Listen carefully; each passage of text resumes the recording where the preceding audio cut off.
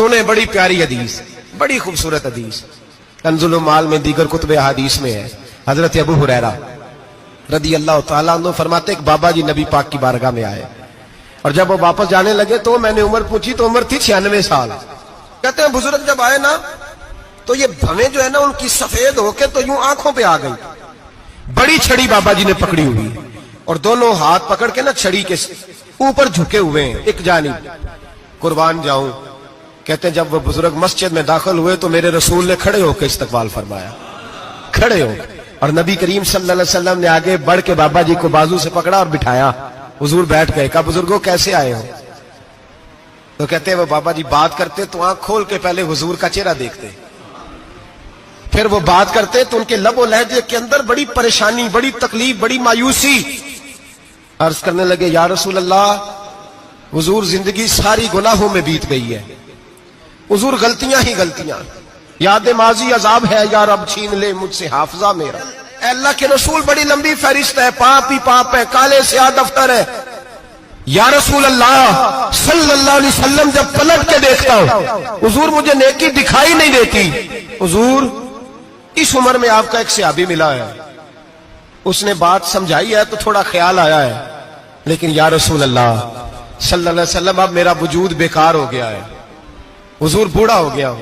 تین باتیں کہیں بزرگوں نے اور نرالی کہیں، کہنے لگے یا رسول اللہ صلی اللہ علیہ وسلم، حضور اب تو میری کمر بھی سیدھی نہیں ہوتی کہ میں نماز ہی صحیح ادا کر سکوں، بوڑھا ہو گیا ہوں۔ یا رسول اللہ صلی اللہ علیہ وسلم اب میرے اندر طاقت نہیں کہ میں محنت مزدوری کر کے صدقے اور خیرات دے سکوں۔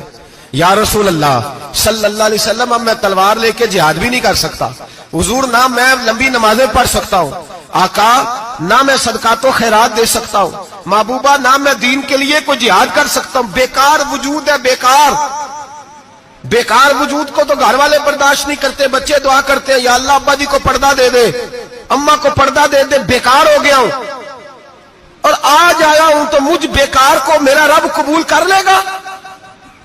آج کلمہ پڑھوں تو بیکار ہوں، کسی کام کا نہیں، نہ نماز نہ صدقات نہ جہاد، قبول کر لے گا؟ حضرت ابو ہریرہ فرماتے ہیں جیسے برسات میں بارش کی جھڑی لگتی ہے، یوں مصطفیٰ کی آنکھوں سے جھڑی لگ گئی، حضور کھل کے روئے، کھل کے۔